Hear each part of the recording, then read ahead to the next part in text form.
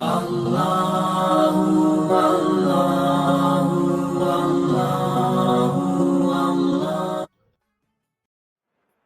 اللہ الرحمن الرحیم قال النبی صلی اللہ علیہ وسلم الصوم لی وانا اجزی بہ او کما قال علیہ الصلاۃ والسلام۔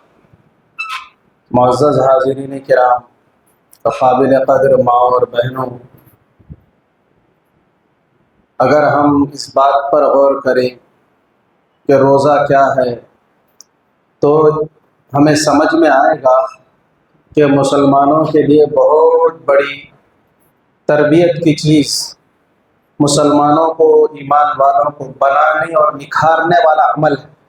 ہم جتنا غور کرتے جائیں گے اتنی بات کھلتی چلی جائے، اس لیے کہ اللہ تبارک و تعالیٰ نے روزے کے ثواب کے بارے میں اور روزے کے عمل کے بارے میں فرمایا الصوم لی، روزہ خاص میرے واسطے ہے۔ یعنی روزے کا عمل لوگوں کو دکھ کے نہیں آتا۔ نماز پڑھ رہے تو سمجھ میں آتا کہ صاحب نماز پڑھ، قرآن پڑھ رہے تو سمجھ میں آ جاتا، لیکن روزے دار جب تک نہ بتائے اس وقت تک سمجھ میں نہیں آتا کہ روزے سے۔ تو یہ ایک راز کی بات ہو گئی اللہ اور بندے کے درمیان۔ جب یہ رازداری کی بات ہے تو اللہ نے فرمایا کہ جب اس کا اجر اور ثواب دینے کا وقت آئے گا تو اس وقت میں بھی یہ خاص معاملہ کروں گا۔ فرشتوں سے نہیں کہوں گا کہ ان کو اتنا ثواب دے دو، ان کے ساتھ یہ معاملہ کرو، یہ میرے لیے ہے اسپیشل، انا اجزی بھی، میں خود اپنے فضل سے خاص اس کا صلہ دوں گا۔ اب شرط یہ ہے کہ ہمارا روزہ واقعی روزہ ہو، یعنی یوں سمجھ لیں کہ روزہ کیا ہے؟ در حقیقت یہ بندے کی طرف سے اللہ کی خدمت میں ایک ہدیہ ہے، ایک تحفہ ہے، ایک گفٹ ہے۔ اور اچھی طرح سمجھنا چاہتے ہیں تو یوں سمجھ لیں کہ حاکم نے ہمیں حکم دیا ہے کہ مجھے ایک شخص پیش کرو۔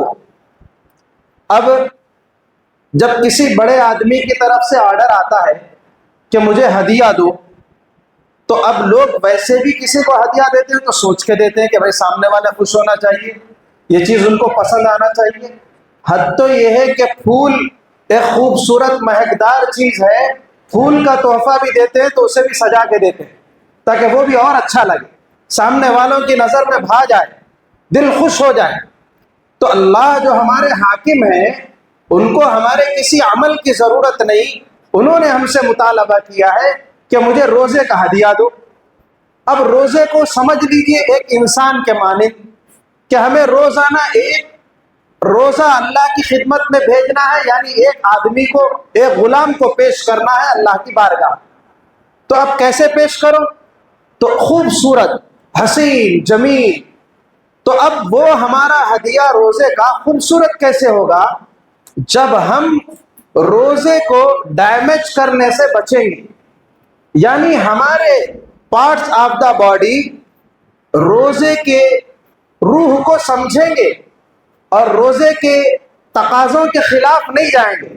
یعنی ہم کھانے پینے کا تو روزہ رکھ رہے ہیں، لیکن اس کے علاوہ دوسری چیزوں کا ہم روزہ نہیں رکھ رہے، نگاہ کا روزہ نہیں رکھ رہے، ہاتھ پاؤں کو گناہ میں استعمال کرنے سے نہیں بچ رہے ہیں، اور ہم جسم کو برائیوں میں یوز کرنے سے نہیں بچ رہے ہیں۔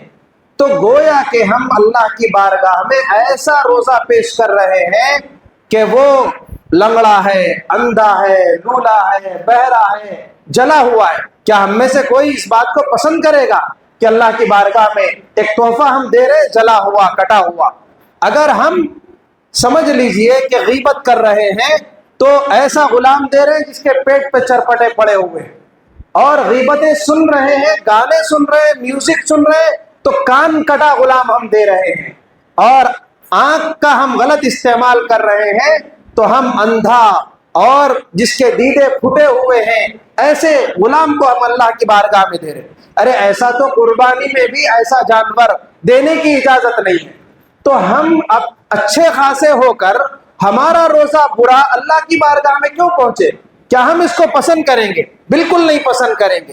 تو ایک دن کا جب ہم افطار کر لیتے ہیں تو سمجھ لیجئے کہ ایک دن کا روزہ پارسل ہو کے اللہ کی بارگاہ میں چلا جاتا ہے۔ اس لیے ہمیں بہت کیئرفل رہنے کی ضرورت ہے۔ یوں تو روزہ رہنا بہت آسان ہے، صبح سحر کر لینے کے بعد کتنے کاروباری ہے صبح کو کھائے تو شام کچھ کھاتے، اور کتنی عورتیں جو 2 ہی ٹائم کھاتی ہے، باقی پانی چائے بسکٹ پہ کام چلاتی ہے، پان کھا کے کام چلا دیتی ہے۔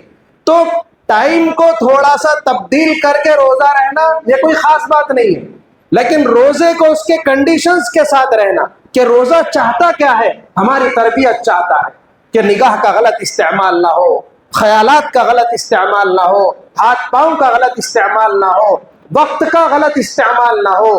یہ ساری چیزوں پہ نظر رکھتے ہوئے روزہ، یہ در حقیقت انسان کی پرسنالٹی کو ڈیولپ کرنے والا اور اللہ کی بارگاہ میں محبوب بنانے والا۔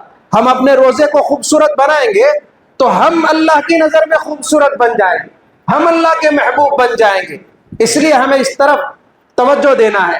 پہلے لوگ روزہ رہتے تھے تو ٹائم پاس کے واسطے لوڈو کھیلتے تھے اور اٹھا چما کھیلتے تھے اور جو ہے ناول پڑھتے تھے، ٹائم کسی طرح سے گزرنا ہے۔ لیکن اب زمانہ بدل گیا، ٹیکنالوجی کا دور آ گیا تو مصیبتیں بڑھ گئی۔ اب کیا ہے، ٹائم پاس کے واسطے ڈیجیٹل گیم کھیل رہے ہیں، اور اس سے آگے بڑھ کے گروپ بنا کے نوجوان بچے بچیاں جو ہے پب جی، فری فائر اور اس قسم کی گیموں میں ہیں، یا پھر اسکور بنا رہے ہیں، یا پھر اپنا اسنیپ چیٹ کو مینٹین کرنے میں لگے ہوئے ہیں کہ 24 گھنٹے میں یہ فوٹو ڈالنا ہے، تو کبھی افطاری بنا کر اور کبھی سحر تیار کر کے اور کبھی اس کی فوٹو تو کبھی اس کی فوٹو۔ ہم سمجھ رہے کہ روٹین کے مطابق اپنے جو ہے آئی ڈیز کو ہم یوز کر رہے ہیں، مینٹین کر رہے ہیں۔ ہم یہ نہیں سوچ رہے ہیں کہ اللہ کی خدمت میں بھیجنے والے ہدیے کو ڈیمیج کر دے رہے، نکما بنا دے رہے، ناکارہ بنا دے رہے ہیں۔ اور اس سے آگے بڑھ کے کوئی تو روزے میں اہتمام سے سیریل دیکھتے، کیا کرتے ہیں بچے بھی سب چلے جاتے، پکانا بھی نہیں رہتا، کچھ نہیں رہتا۔ تو کیا ہے یہ سیریلز، یہ زہریلی گیس ہے۔ ہم دیکھنے میں وہ گھر کی اسٹوری اور گھر کی باتیں دکھتی ہے، لیکن وہ بدماشیاں سکھاتی ہے کہ ایک جوان بچی کو گھر سے کیسے بھاگ جانا چاہیے، اور ایک بچے کو کیسے دوسروں پر سے جو ہے اپنے تعلقات لڑانا چاہیے، ساس کو بہو پر کیسے جری ہونا چاہیے، اور بہو کو کیا پیترے چلنا چاہیے۔ سب کو بے لگام کرنے کا زہر اس میں ہوتا ہے، اور سب زہر اور پھوٹ اور فساد سب اس کے اندر پایا جاتا ہے۔ اور ہم اس کو دیکھ رہے ہیں، گھریلو اسٹوری پڑوسی ملک کی ہے، یہاں کی ہے، اور ہم کو پتہ ہی نہیں چل رہا ہے کہ ہمارے پیروں تلے زمین کھسک رہی ہے، دنیا بھی برباد ہو رہی ہے، آخرت بھی برباد ہو رہی ہے۔ اس لیے ہمیں اس طرف آنے کی ضرورت ہے۔ یہ فیضان مصطفیٰ سے یہ تحفہ لے کے جانا ہے کہ ہمارا روزے کا تحفہ اللہ کی نظر میں بیوٹیفل کیسے ہو جائے۔